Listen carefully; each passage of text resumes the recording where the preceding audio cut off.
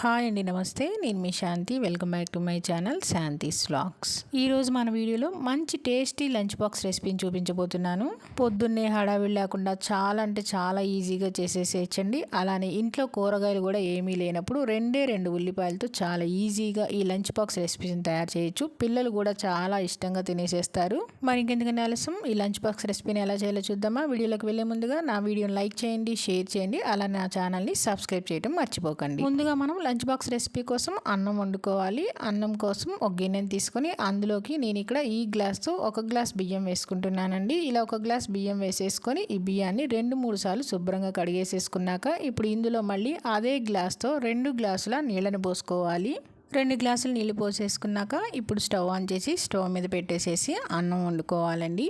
అన్నం ఉడికిన తర్వాత ఒకసారి చెక్ చేసేసుకొని అన్నం చక్కగా పొడి పొల్లాడుతూ ఈ విధంగా ఉడికించుకోవాలి. ఇలా ఉడికిన తర్వాత స్టవ్ ఆఫ్ చేసేసుకొని ఈ అన్నాన్ని పక్కన పెట్టేసుకోవాలి. ఇప్పుడు స్టవ్ ఆన్ చేసుకొని స్టవ్ మీద ప్యాన్ పెట్టేసేసుకొని ప్యాన్లో 2 టేబుల్ స్పూన్ల ఆయిల్ వేసుకోవాలి. ఆయిల్ వేసుకున్నాక ఇప్పుడు ఆయిల్లో 1/2 టీ స్పూన్ జీలకర్ర, అలానే 2 టేబుల్ స్పూన్ల పోపు గింజలు వేసుకొని ఈ పోపు గింజలన్నిటినీ వేయించుకోవాలి. పోపు కొంచెం లైట్గా వేగిన తర్వాత ఇప్పుడు ఇందులో 2 స్పూన్ల పల్లీలు, అలానే కొద్దిగా జీడిపప్పు వేసేసుకొని ఇప్పుడు జీడిపప్పు పల్లీలు వేగేంత వరకు వేయించుకోవాలి.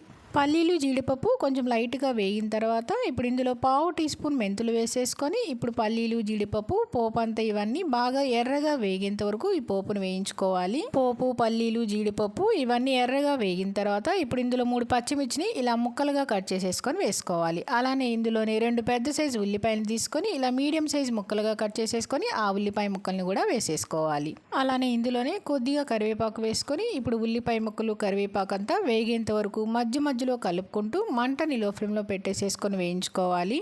ఇలా మధ్యలో కలుపుకుంటూ ఉల్లిపాయ ముక్కలన్నీ ఇలా లైట్గా వేగేంత వరకు వేయించేసేసుకున్నాక ఇప్పుడు ఇందులోనే ఒక 1/2 టీ స్పూన్ ఇంగువ, అలానే ఒక 1/2 టీ స్పూన్ పసుపు వేసేసుకొని ఇందులోనే రుచికి సరిపడినంత ఉప్పు, అలానే ఒక spoon Kashmiri red chilli powder వేసుకోవాలండి. ఈ కారం అయితే రైస్కి మంచి కలర్ వస్తుంది. అలానే ఇందులోనే ఒక స్పూన్ ధనియాల పొడి, అలానే ఒక స్పూన్ కర్రీ మసాలా పౌడర్ వేసుకోవాలి. ఇవన్నీ వేసేసుకున్నాక ఈ మసాలా అంతా ఈ ఉల్లిపాయలో కలిసేలాగా బాగా 1 నిమిషం పాటు కలుపుకోవాలి. ఉల్లిపాయ ముక్కలు మసాలా అంతా కలిసేలా కలుపుకున్నాక దీని మీద మూత పెట్టేసి ఒక 2 నిమిషాల పాటు మగ్గనివ్వాలి. మధ్యలో 1 నిమిషం తర్వాత మళ్ళీ మూత తీసుకొని ఉల్లిపాయలు అడుగంటకుండా ఒకసారి అంతా కలిపేసేసుకోవాలి. చూడండి, ఉల్లిపాయ ముక్కలు కొంచెం దగ్గరగా అయినా కదా, ఇలా ఒకసారి మళ్ళీ కలిపేసేసుకొని మళ్ళీ మూత పెట్టేసేసుకొని మరొక నిమిషం ఉంచాలి. 1 నిమిషం తర్వాత మూత తీసుకుంటే మనకి ఉల్లిపాయ ముక్కలన్నీ బాగా దగ్గరగా అయ్యి ఆయిల్ కూడా సపరేట్ అయిపోయింది. ఉల్లిపాయ ముక్కలు చూడండి చాలా చక్కగా వేగిపోయినాయి. ఇలా వేయించుకున్నాక ఇప్పుడు ఇందులో మనం ఉడికించుకున్న అన్నం మొత్తం వేసేసుకోవాలి. అన్నం మొత్తం వేసేసుకొని ఇప్పుడు ఈ అన్నం మొత్తం ఉల్లిపాయ ముక్కలు మనం వేసుకున్న మసాలా అంతా బాగా కలిసేలాగా కింద నుంచి పైకి ఈ విధంగా అనుకుంటూ కలుపుకోవాలి.